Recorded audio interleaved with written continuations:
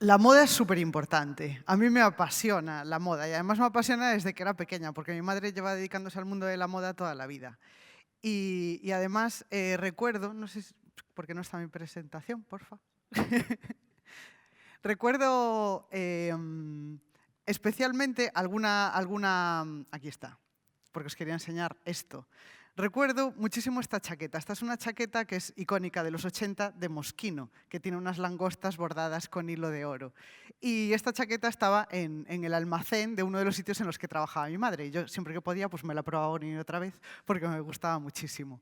Las langostas representan el lujo, ¿no? Es un alimento que representa la opulencia. De hecho, en arte lo utilizamos, por ejemplo, aparecen muchos bodegones. Los bodegones, además de ser un ejercicio o un estudio de formas y colores, podemos entender los bodegones como una forma de retrato, porque al fin y al cabo tú a través de un bodegón estás contándome a qué clase social perteneces y cómo es tu estilo de vida. Las langostas no siempre fueron un alimento de lujo. De hecho, las langostas hasta el siglo XIX se producían en la costa atlántica en cantidades ingentes, hasta tal punto que las llamaban las cucarachas del mar.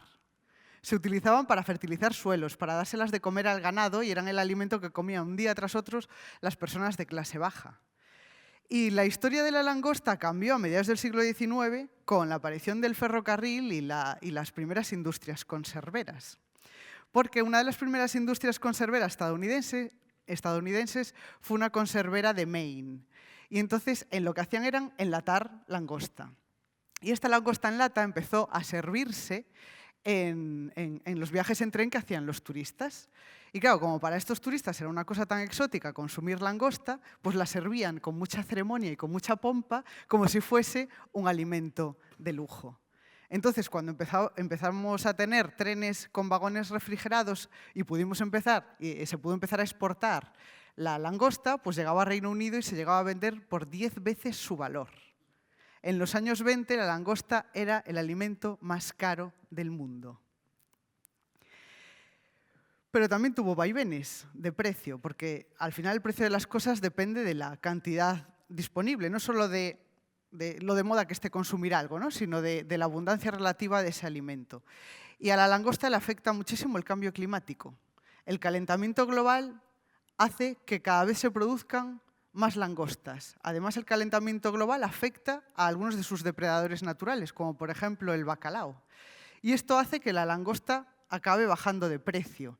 A veces baja tanto de precio que para sacar adelante el excedente ocurren cosas como esta. En McDonald's hay un menú en concreto que es el McLobster, que está en algunos momentos específicos de excedente de langosta. Aún así, es el menú más caro de la carta de McDonald's, porque el lujo, aunque se sirva en plato de cartón, se paga. Sobre esto, me encanta una colección de Moschino de 2014. En 2014 ya no estaba Franco Moschino, que fue el que dio nombre a la marca en sus orígenes, sino Jeremy Scott, que me flipa Jeremy Scott y hace cosas como esta. Y entonces, en esta colección está emulando está dando esa idea tan grotesca del lujo proletario.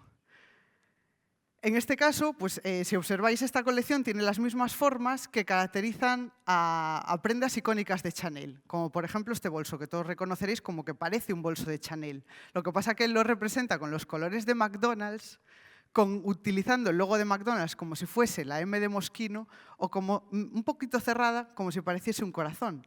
Para quien no lo sepa, el corazón es el logo de Moschino. Y entonces, bueno, me parece una cosa muy guay que haya hecho esto. Para Dalí también era muy importante la langosta. Aparece en varias de sus obras la langosta. Le parecía era de hecho uno de sus animales favoritos. Decía, y esto lo tengo que citar textual porque Dalí decía cosas maravillosas, decía Dalí que la langosta había tenido la originalísima e inteligente idea de llevar los huesos por fuera, no por dentro como los cretinos. Una de las obras en realidad, que más recordamos de Dalí con la langosta es el famoso teléfono langosta. Es una obra de los años 30. Entonces, ambas cosas representan el lujo, tanto la langosta como el teléfono. Porque el teléfono en los años 30, aunque sea un teléfono pues, de rueda, de baquelita, no tiene ningún valor a nivel material, pero sí es cierto que en los años 30 solo las clases acomodadas se podían permitir tener un teléfono. Entonces, tanto la langosta como el teléfono representaban esa suerte de lujo. Para Dalí había relación entre, siempre lo mostraba, entre el lujo, la sensualidad, el sexo, el poder, como si todo fuese un poco lo mismo. De hecho, comparaba a las mujeres con las langostas. Decían que tenían dos cosas en común las mujeres. Primero, que las mujeres también, que ambos tenemos un interior exquisito, y que ambas nos sonrojamos cuando se nos quiere hacer comestibles. ¿Por qué se sonrojan las langostas cuando las hacemos comestibles? Bueno, le estoy diciendo todo el rato langosta porque es la langosta americana, lo que aquí normalmente llamamos bogavante. ¿Por qué cambia de color la langosta cuando la cocinamos? Pues tiene que ver con la astaxantina, que es un pigmento que está presente en la langosta. Cuando la langosta está viva, cuando el animal está vivo, esa astaxantina está enlazada a una proteína. Cuando calentamos, esa proteína se desnaturaliza y ese pigmento, esa astaxantina, se desprende. Y además cambia de forma química de enolato a hidroxicetona. Y eso implica un cambio de color. Pasa de ser azulada parduzca, que hace que pase más inadvertida frente a los depredadores, a de repente ponerse de color vermellón.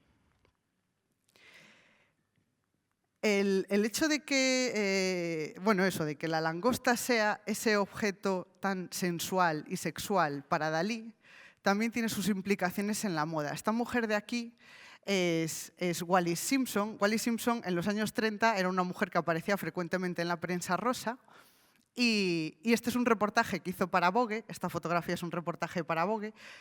Aquí lo veis mejor, tiene una langosta estampada. Este vestido es de la diseñadora Schiaparelli y lleva una langosta estampada en la entrepierna.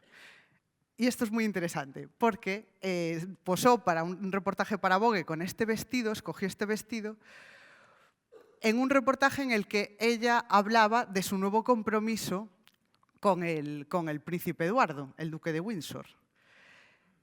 El príncipe Eduardo tuvo que renunciar a su título nobiliario para poder casarse con esta mujer, porque como era divorciada, pues no podía conservar sus títulos y casarse con ella. Entonces, cuando le hicieron la entrevista y el reportaje en Vogue, ella decidió ponerse ese vestido con una langosta en la entrepierna, que a mí me recuerda a esto. Con lo cual, me parece un uso de la moda intencionado y muy provocador. La moda es súper importante. Para algunos puede resultar una cosa simplemente frívola, pero en realidad la moda es una forma sofisticadísima de lenguaje. Cuando escogí poner este título a esta charla, quería que fuese frívolo, que tuviese esa apariencia de frivolidad. Como si haces una escultura de metal y te empeñas en que parezca de plástico. La frivolidad es de cobardes. Muchísimas gracias.